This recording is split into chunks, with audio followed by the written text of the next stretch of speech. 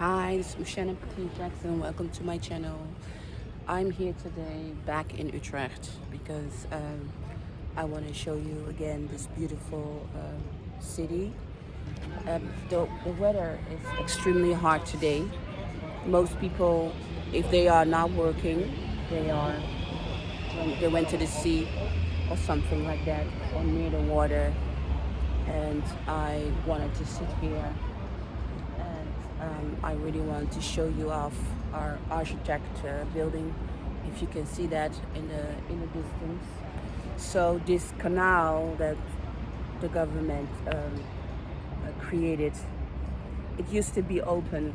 So 100 years ago, the city also had this canal, but then the mayor closed it, and after 100 years, it was being made open again. And I think this is really absolutely phenomenal and beautiful in a city, water in a city. Absolutely amazing for the wildlife. It's also nice to show you because all these people here are with the bike. I'm sitting here in front of the van. So I really like this part of my Utrecht. It was where I lived. I have never been registered citizens in Utrecht because the rooms were all black paid where I live in. So I don't have any registration that I lived in Utrecht, but I have lived in Utrecht. It was the first place that I went after finishing my boarding school. I'm going to throw out my gum. I have gum in my mouth, so I'm going to put it out, throw it away. So,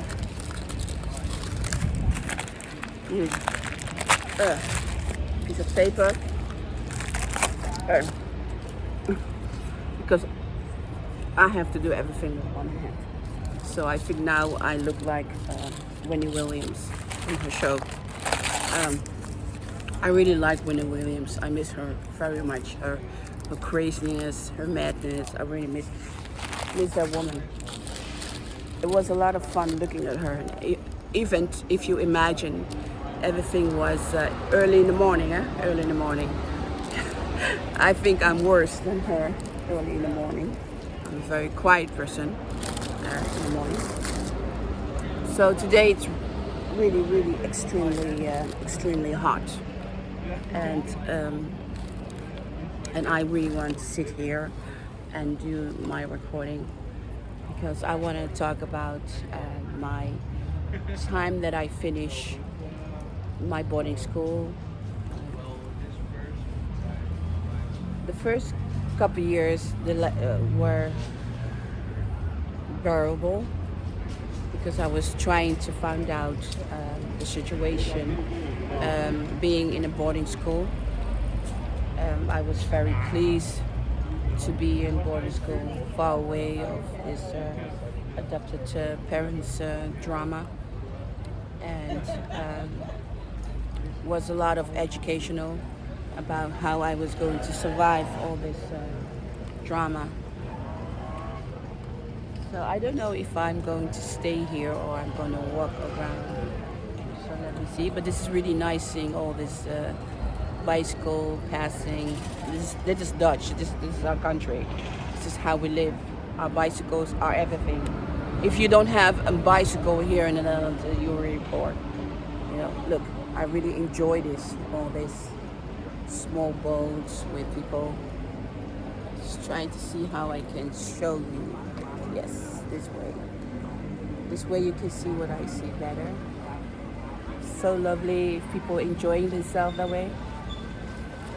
So what's the good angle with my camera?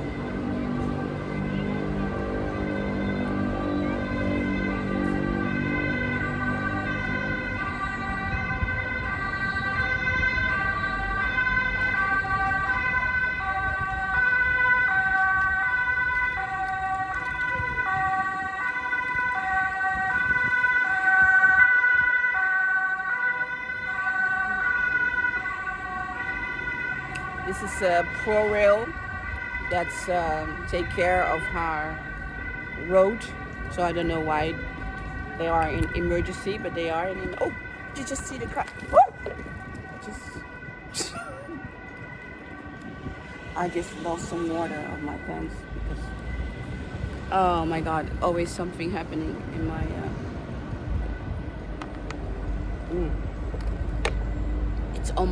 It's already past 30 degrees, so my pants will be dry before you know it. Oh, I really have to be focused. I don't want more accidents like this happening to me. But I really like kind of someone is sitting there, so I don't want to record different strange people very close by. So I think this angle is really good this way. Let me. I have to find it out, try it all out. So after surviving my brutal boarding school, where a lot of people are trying to control your mind, the people who took care of the kids, they were absolutely fascinated in a mental game where they wanted to control the children. They didn't really care about the children, they just wanted to control the children.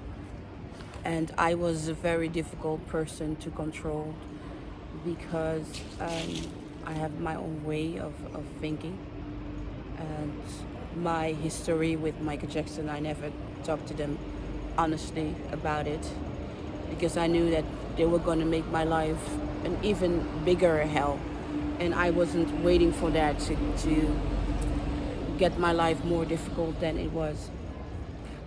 So when I was finally free, that I was allowed to live out of the boarding school, I still had guardians because by law I wasn't 18 years old.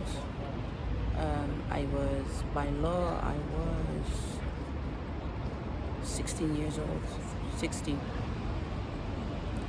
So the last 2 years I supposed to live in a boarding school, I was allowed to get out because I inherited some money from my grandparents and the organization stole the most of the money. But there was still a little bit money left for me so that I could go and live independently. That was really nice. But I still had the guardian watching me, so totally freedom I didn't have. Anyway, the city of Utrecht was my city. I had a friend, she's no longer my friend, but she was very excited, exactly this person that I needed to get to know the world. And she wasn't my best friend, she was more her own best friend. But in that time, she really educated me about the world and things. I knew I didn't want to go to Amsterdam. I didn't want to go there. And many times that I went to Amsterdam, I only remember the museums. I don't remember real Amsterdam. I've been many times in Amsterdam, but it didn't have effect on me that I think, oh, was that Amsterdam, But the city of Utrecht, I really felt like it was a city that I loved because the multicultural and it's very discriminated, and there's a lot of apartheid here. The political brutality is absolutely scandalous, horrified. But in many places in the Netherlands, it's there. I am now 46 years old, and maybe it sounds a little bit stupid and cruel, but I think for the first time I'm realizing that racism is everywhere, and some places more racist. So I was talking to someone that I know, and he is from Ghana, and I said to him, no, I don't want to live there, too much discrimination. And then he educated me that everywhere is racism. I said, yeah, you're right. And so he said he should not pay any attention to that but you should live your life the way that you want. Don't let it affect you. So plan your life how you want and live your life. But when I went to Utrecht, let's say 30 years ago, the racism wasn't so bad here. In the last 30 years, it became very racist and discrimination. The city of Utrecht, and I'm not the only one experiencing the change in the city. There's a lot of discrimination and a lot of what I could say white privilege. A lot of white privilege here. And but 30 years ago, when I just came to Utrecht, I felt comfortable in this city because I wasn't the only black person walking there, and it could bring me everywhere in the country where I needed to be or where I wanted to be. That was very important to me. So Utrecht captured my heart, you can say. Why did it capture my heart? Because of multicultural countries that people who come from other countries show me the way they live. I could buy things I haven't bought for years, tropical things. And where I used to be, there wasn't enough multicultural. So the multicultural society in Utrecht, where there is a lot of political brutality, discrimination, white privilege, made me realize of where I wanted to go with my life. And where I wanted to go with my life was healing. I wanted to heal from my childhood, my horrific childhood in a boarding school for 6 years, where there was really a lot of violence, a lot of mental abuse.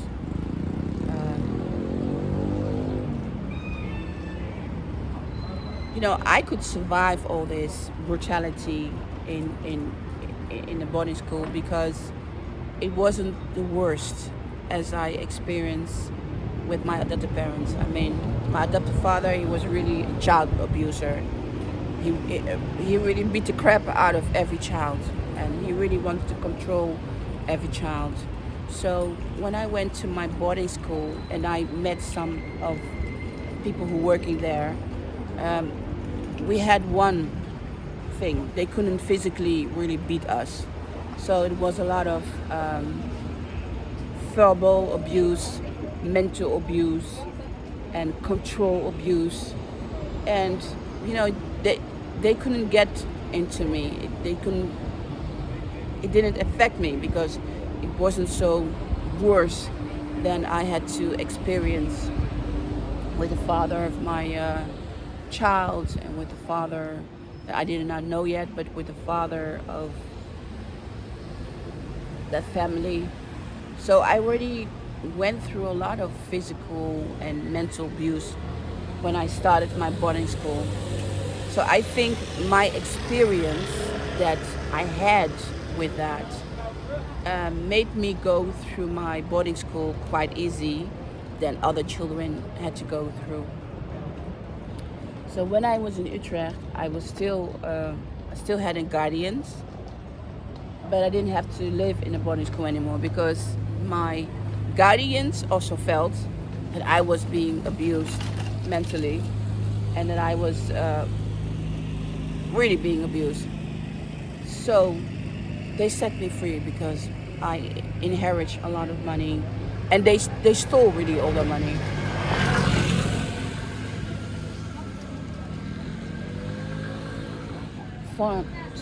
For that money, I went to live independently in Utrecht. So this was the city where I experienced my first ever freedom. And what did I do? I find myself a job as a musician. So I did some studio work in Brussels. And did more. I did some modeling work, and I experienced amazing sex for the first time in my life with a very, very nice guy. I should have married him. He didn't want me. He didn't want any woman at the time, but he was amazing. It was amazing. Every day I'm so thankful of that experience. I was crazy in love with a boy. Crazy, crazy, crazy love. But it was just great. It was absolutely great. I hope he still have my love letters. So when the world find out Michael Jackson is my dad, he can sell them for a lot of money. I hope that, because he was an amazing boy, a young man who was just absolutely amazing. So it was really, really nice. So in city of Utrecht, I learned to experience good sex, experience how to do good sex. That was really nice. And he was amazing pretty. I'm not going to say his name because I really want to protect the people that were very precious to me in my life. And so it's really nice to have good memories out of the city. And he wasn't an asshole, he wasn't a bastard, he was really, really a nice guy. What have educated me is that I'm capable in finding the right man and finding the right guy. The father of my child, I met him. I met the father of my child. Let's see. Oh, I really have. I'm really thinking. I met the father of my child 1 year later. I met the father of my child, and he was great, nice. If he didn't use any drugs and alcohol, and if he was normal, he was amazing. If he used all these things, he was just a monster. So, and it took me another 4 years to find out how bad the father of my child was. But coming back to this city of Utrecht, it was my first ever freedom, that I make a plan how I wanted my life to be. So now we are 30 years farther, and how does it make me feel? I feel like I made a success out of my life. I created this book, Thriller Betrayal, Thriller The Dark Side of Netherlands. I have won extraordinary, important lawsuit in my life with the Dutch government surrounding my kidnapping. I win the lawsuit with removing my adopted parents from my life in the name of the law. I gained my birth age 1975. I continuing to build my very small business that I have now for 30 years, because I was 17 when I started. So I really accomplished a lot. In 30 years I became a mother that I'm very, very proud about. And I was watching the news with Britney Spears about her ex Kevin Federline and her parents. I believe Britney Spears is a person that have been abused since the day she was born. Her parents wanted to make her famous. So I believe she was always controlled all her life. And my father, Michael Jackson, met Britney Spears. They performed together, and she was very ecstatic. But she was and she is an amazing performer. That's it. And I think also she generally really loved her job. But I think she's not lucky that she was born just like me in a very difficult family situation. Kevin Federline, her ex, that guy is a snake. That guy is absolutely snake. Everything that he remind me of my ex, the father of my child, just a narcissist. And I'm hoping that Britney Spears is going to survive this gracefully. I think she should stop talking about on Instagram. I think she should stop. You know, Kevin Federline, he's going to lose the money, and he will not like it. And his boys, her boys, they're going to grow up. They will realize one day what happened to their mother. I enjoy. I don't like to look at some other people's drama, but I listen to the tapes that Kevin Federline wants to use against her. That children don't like her, and it was exactly the same situation that I was with my child. The words that Britney Spears said to his children, respect me, I'm a work mom. I've been there. You know, when you are being abused as the way she have been abused, people will always use your children. I mean, my child, what the abusive thing that they did to me and my child is, I recognize that. It's if you're famous or not famous, when they want to make you look like you are, how to say it, mental. This is the game people are going to play with you, touching your children, making you feel weak. When I was in the boarding school, the mental abuse that they did, the power games, you know, I can really go into, deep into that, and I'm going to do that. I'm going to go very deep into that mental game that they play, that they did to me in my boarding school, because it's horrible, absolutely horrible. But the most important thing is when you finally have your freedom, as I reach my freedom point, you have to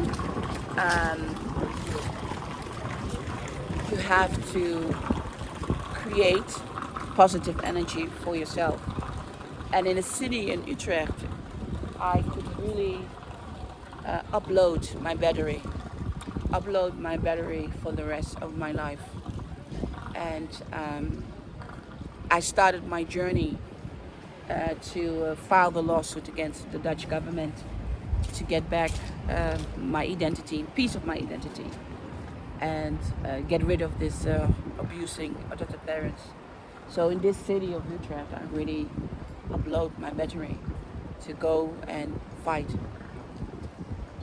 People who have been following my channel, you know, I'm in the middle of the lawsuit about my kidnapping with the Dutch government. From kidnapped me in 1984, and I'm making this journey, this YouTube channel, to share my experience. That I'm saying my father is not a joke, it's really real, and I'm really living my life. The best that I can. And for me, it's very important that people knows that, you know, I'm not dreaming about this is what I'm saying. There's a story behind it, and this is my story. And you know, that I was kidnapped in the Netherlands when I was 9 years old, away from my father, Michael Jackson, who was really been used as a child, just like Britney Spears have been used as a child. And it's hard. It's really hard. You know, the one thing that I believe most people don't understand is that Britney Spears have been abused since she was a very small child. Only she didn't become that famous when she was a child, but her parents were determined to make her famous, and they accomplish what they want with her, and she has talent. I have seen her live. She's amazing live, absolutely amazing live. The energy is really whoa, you know, and yeah. And when I hear Kevin Federline, I just hear the same as my narcissist ex. The guy is just a narcissist. And the lawyers, they would say yes, yes, yes, because every time the lawyers have to say something for Kevin Federline, they make money. So even if Kevin Federline will say that Britney Spears is a whore, is dirt, they will write it down in the name of law because they make money. And then they would, afterward, they would say we are sorry, whatever. And my son have also been totally brainwashed by his father. He's 23 now. He's getting out. So what I would say to Britney Spears is, take your time. Take your time. They will get out. Give your children another 10 years, then they will get out. They will realize. So I'm gonna take a walk. I hope you have enjoyed the city. And I haven't said much important, I think, but I do want to give you the feeling of why the city is so important to me. I'm going to church now. I want to go and burn a candle for my sister who have died, and I'm gonna show you. I'm gonna show you a beautiful church. So I'm going to show you another video. So I want to say thank you for watching my channel, and the sun is shining really, really hard. So I'm gonna put on my glasses for a moment. Very good here. And I did this very strange thing with my gum and water. So if Wendy Williams is watching, this is your fault. Because of you. I'm doing this. To my followers, thank you so much for watching. For my followers, thank you so much for watching my channel. I'm going to show you the church in another epic video if you want to see it. So if I don't see you, stay safe, enjoy the weather, always keep positive, and remember the good things in life. It's Mocienne Petit Jackson. Bye.